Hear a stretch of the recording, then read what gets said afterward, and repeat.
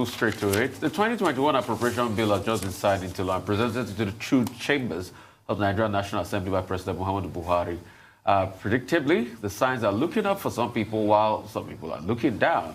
In his address in the new year, the president spoke optimistically about the determination to oversee greater budget performance this year as a way of enhancing the prospects of Nigerian youth regarding job creation, skill acquisition, and participation in industry and agriculture. He also sounded big on the resuscitation of moribund manufacturing sector, but experts are saying it will require a mere statement of intention on the part of the president to reposition Nigeria's economy again. So joining us now to take a close look at this is Prof Kingsley Moghalu, a former Deputy Governor of the Central Bank of Nigeria. He will be looking at the 2021 budget and provision of infrastructure, the Naira in the face of Nigeria's increasingly dollarized economy, COVID-19, and the spreading economic uncertainty, planning for the post-COVID insecurity and disruption of commerce, AFCTA, President Buhari's economic team. Good morning, Prof. It's just really, really amazing times for our country. And congratulations on your chieftaincy title. In fact, your values are indeed worth more than money. But let's start with Ohanaeze Ndigbo, George Obiozor, emerging the new president. And in discordant tunes in that group, people are saying, no, we are not in support of this. And also, I just want to add one more measure, the state of the Naira to that question. All of a sudden, devaluation going on. It's going down, down, down. 410 now for about 306. What's your take on all these matters? Congrats once again.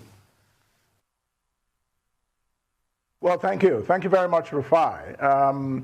I think, to take your questions in the order in which you've asked them, and by the way, good morning to Ruben and Adeswa as well. Good morning.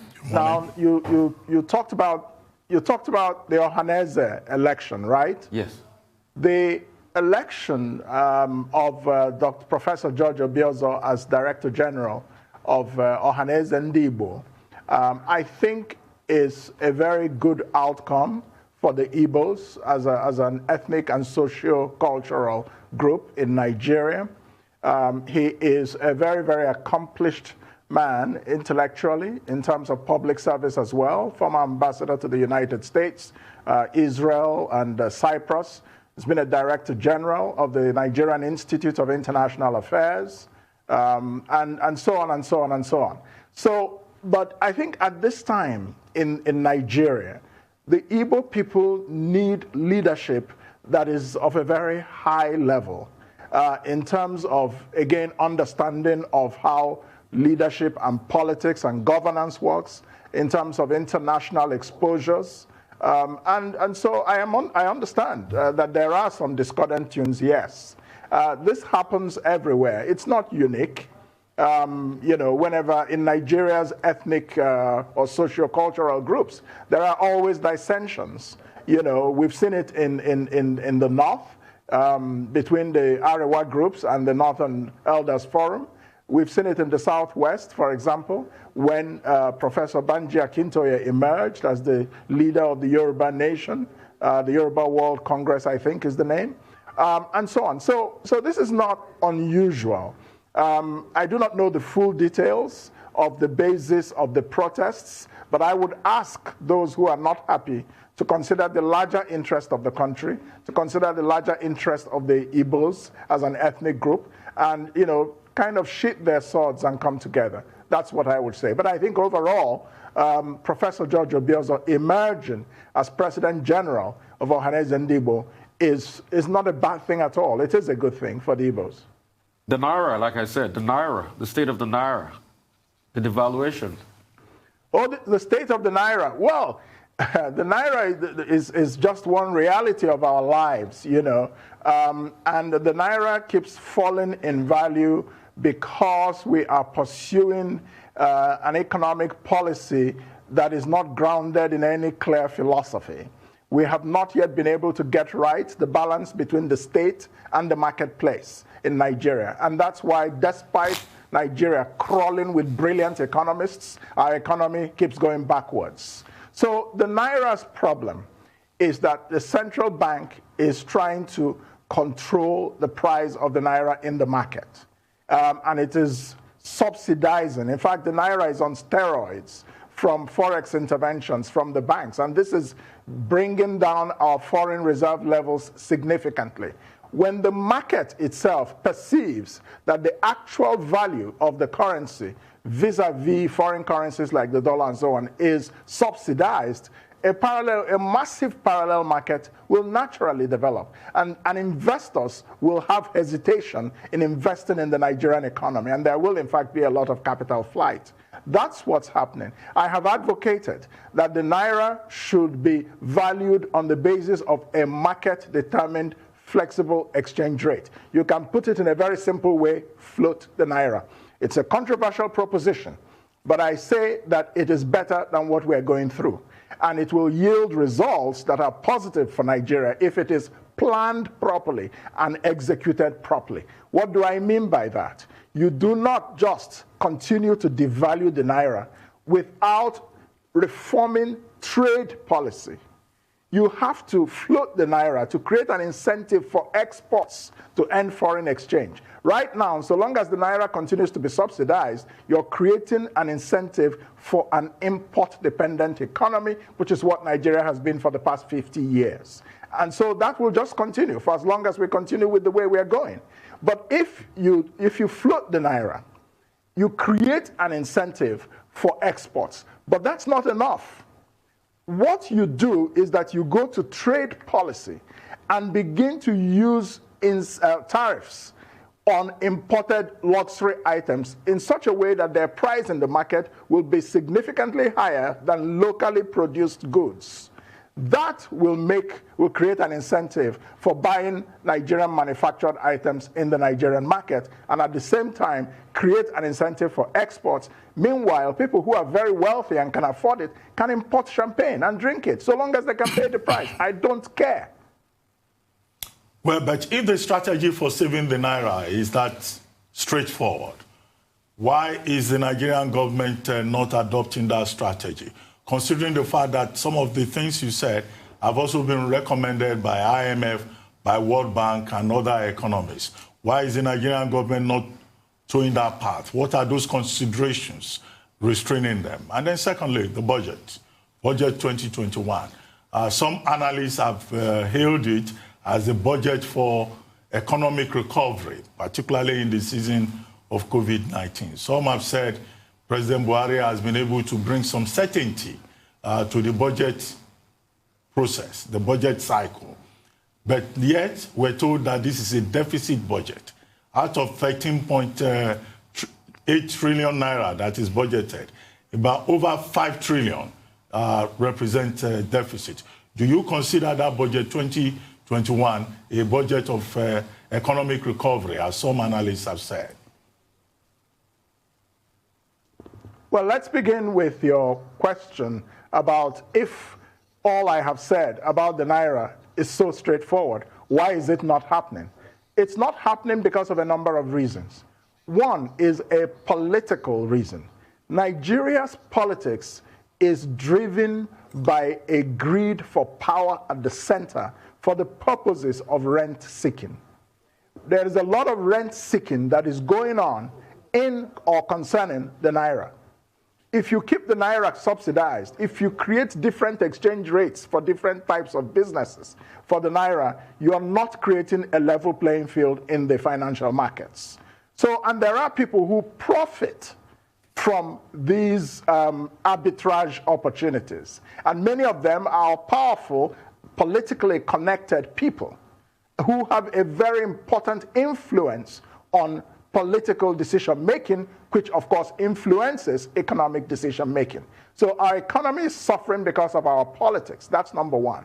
Number two is that there is an insufficient, I don't want to sound, derogatory, because that's not the intention, but it's just the fact that we don't see enough clear thinking, enough depth of thinking going into economic policy making in our country. Economics of countries are built, first of all, on a philosophical foundation. Then they're built on a political foundation on top of the philosophical foundation, and then they're built on an economic foundation in terms of policy that guides the marketplace. we have not done this in Nigeria. We are not very sure what Nigeria's economic philosophy is. There is a very strong statist instinct in the current government since 2015, and that interferes with, the efficiency of the marketplace. Now, the government has a role. The question is, what is that role? In my view, that role is to create an enabling environment through effective regulation, through effective policy, and then you let the market flow. But instead, the government seems to want to determine many things, including the price of the Naira to the dollar, because of a third reason: populism. There is insufficient understanding of economics among the populace. And many people feel that if the Naira is 1-to-1, then that is a wonderful thing. The Naira can be 1-to-1, yes, to the dollar. But on what basis? You've got to be a productive economy, an export economy, exporting finished goods with value. That's how what determines the value of your currency. Right now, the value of the Naira is determined only by the price of oil, which, as you and I know, is a volatile affair. And so, it's a no-win situation for us. So that's concerning the question on the Naira and why we have not done the right things that we should do. On the budget, yes, 13 trillion. 5 trillion of it deficit budgeting. Again, the same problem. How do you finance the fiscal responsibilities of the government? Again, I have a problem with the way it's currently being managed. There is an overarching reliance on borrowing and borrowing and borrowing as a way to finance Nigeria's budget deficits. Those deficits do not even need to exist in the first place, at least to a significant extent, if the government of Nigeria were to pursue revenue mobilization effectively from within its own economy. Nigeria has the good fortune of being a 400 billion GDP economy. The only problem we have is that all that is a fact, but the lives of the poor in Nigeria are not impacted in any positive way. So we need to generate revenue, especially from the informal economy. I don't think we've done enough of this yet. And if we were able to do this effectively, in terms of taxation, not increasing taxes, no. It is in widening the tax net. There are about 70 million people who should be paying taxes in Nigeria. Only about 10 to 15 million do so. And that is just terrible. So there's a massive deficit, if you will, in the generation of fiscal revenue. And because of that, the government feels compelled to keep borrowing. But he who goes a borrowing goes a sorrowing. Nigeria is definitely not on a good track. The future of our young people, our youth, is being mortgaged by all these external borrowings. I understand that an estimate of about $60 billion has been borrowed by the government in the last 5 years. I mean, that is just a treadmill to nowhere. Sorry to interrupt you. We need to go on a quick commercial break. We'll be right back. Please stay with us. Don't go away.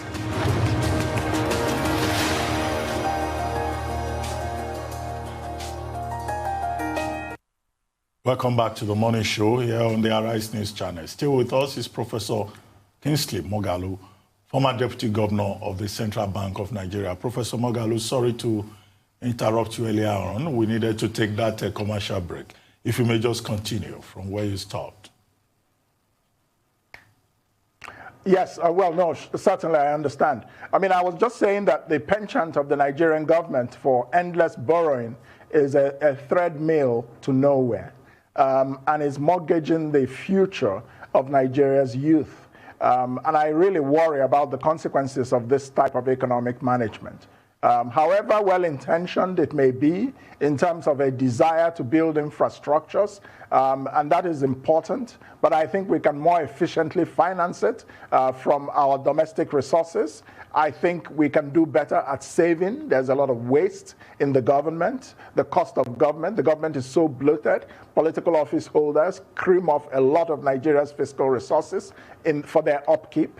And these things are at the expense of who? The citizens. At the expense of who? The poor. At the expense of who? The youth, whose future we're supposed to be trying to work for. But at the end of the day, 35 years ago, we were telling our young people that they are the leaders of today, of tomorrow. Tomorrow came, and they're still not the leaders. And, you know, there's just need for a generational shift in Nigeria's leadership so that we can bring a modern economic management thinking. We can turn Nigeria into a giant 21st century economy if it's led by people who think differently from what we have now.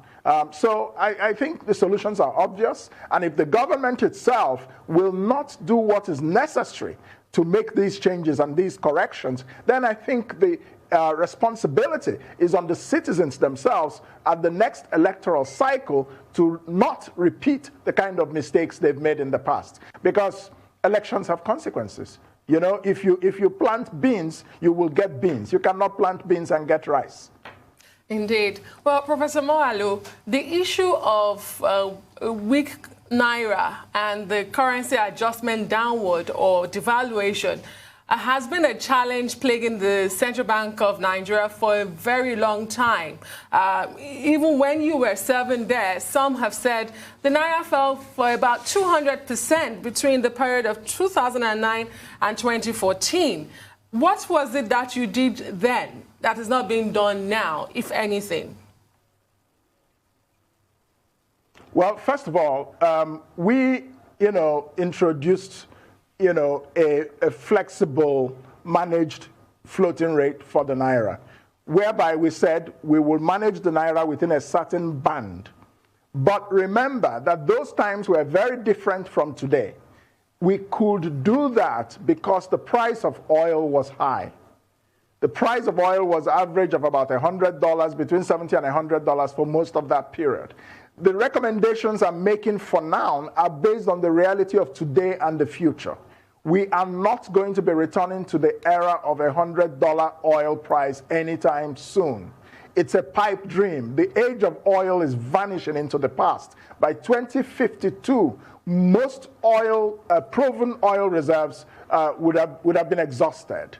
By the next 15 to 20 years, most countries in the Western world and in Asia would have been using renewable energy for fuel. And so the demand for oil, crude oil, is going to crash. So, it's a different world in which we live now from the world of 10 years ago. So 10 years ago, yes, we tried to defend the Naira. Yes, we tried to manage the Naira. But we had the basis to do so. Today, that basis just does not exist. So, and at that time also, remember, the Central Bank of Nigeria, I would propose, was an independent central bank. Today, there are many concerns about whether the Central Bank of Nigeria is as independent as it should be, or whether it has become sort of an appendage of the presidency or of Asorok. And that interferes in the perspective that an independent central bank should have, because the perspective an independent central bank should have in managing the currency,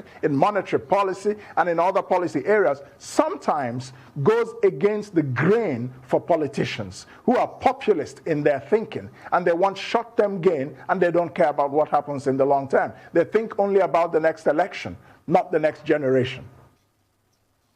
All right. All right, a lot of people are going to argue with you based on that point and the premise you made that the fine hour to have rectified the problem was during your time that the oil price was about $100 per barrel. Because when you look at the trickle down of the currency from 84, 85, 86, it never remained the same until that official devaluation that pegged the Naira $3 Naira to $1 started in 86, in January 86, and since then it's a slippery slope. So somebody will have thought that once we don't have a diversified economy, once we don't have other things working in the economy, it's only crude oil price. The best and the finest will have been under your time, where the crude oil price, the Brent crude price, was about $100 per barrel, and we're taking in a lot of these receipts. But what was done at that time? And I also want to ask about this big theory of diversification we always talk about. When are we going to diversify? What is diversification to you? Diversification is very clear what it means. It does not mean diversifying from crude oil into exporting yam tubers. It does not mean diversifying from crude oil into exporting raw agricultural products. No, that's not what diversification means. Diversification means economic complexity. That is to say, equipping your economy in such a way that it's able to produce, manufacture, and export complex products that have value added to them across a range of items, across a range of sectors. In that way also, you create an inclusive economy, and you also create the efficiency of labor. You know, so the productivity of labor increases because as you do it, you get better at doing it. That is to say, manufacturing.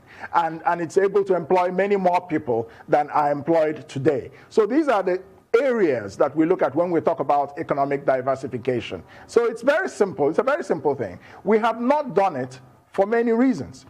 The political will is just not there, because to do so means removing a lot of opportunities for rent that are being exploited by powerful people in the political system.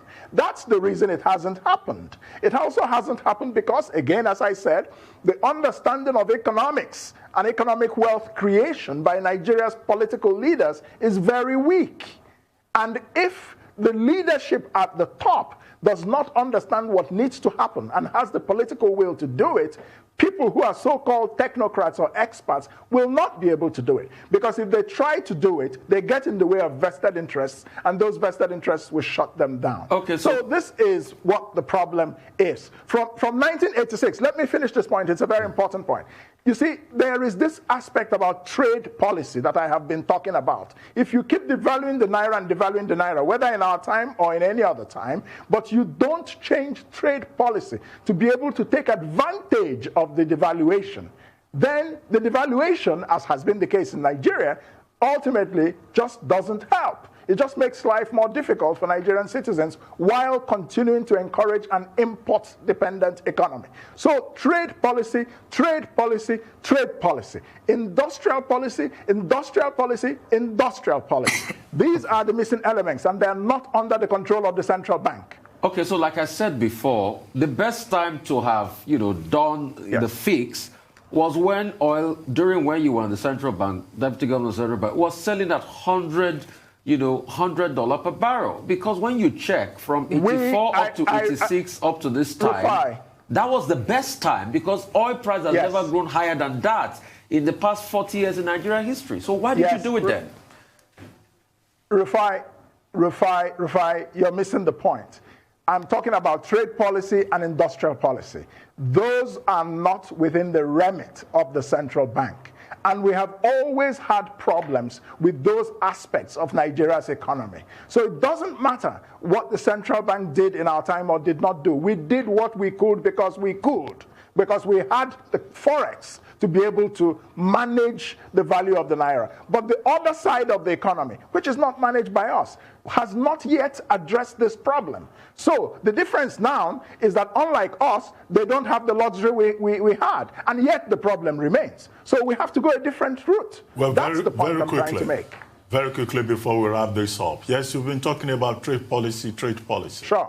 What kind of trade policies would you like to see as suggestions for the President's Economic Advisory Council, and perhaps also the team in charge of trade policy in government? Briefly. Yes. Well, first of all, I'd like to say that regardless of what anybody says about free trade, and I believe in free trade, we have to understand that the origins of industrial wealth in the Western world and in Asia have been built on the back of protectionist policy. But how do you execute some sort of protectionist policy? One, within the rules of the World Trade Organization. You can. There's something called the special and differentiated provisions in the WTO treaty, whereby an economy can make a case, especially if it's a low-income country or a middle-income country, a developing country, and say that for 10 years, for 7 years, you should be allowed to impose certain types of tariffs to protect your infant industries. So that's a very important aspect of trade policy that we have not utilized because we do not engage with the WTO system from a position of knowledge, engagement, and strength. How many African governments have gone to the WTO dispute mechanism against China or any other developing country for dumping products in our economy? So we're operating from a very weak foundation, and we need to understand how the global economy works and use it to our advantage. That's what South Korea did. That's what Brazil has done. That's what Japan did. That's what China did. They were all protectionist, and the Western powers, at a certain point, when they became very powerful, they decided to start becoming champions of free trade. So we need to put our national interest in view. And the way to do so is not by banning this or banning that. No, it's the wrong approach. Once you get into this banning mentality, we're banning Forex for this, we're banning importation of that, we're closing the borders, all you do is create opportunities for smuggling, for rent-seeking, and corruption. You can do it in a more clever way, which is the tariff system for imported goods. Well, on that note, we'd like to thank you very much, Professor Kingsley Moghalu, for joining us this morning on The Morning Show.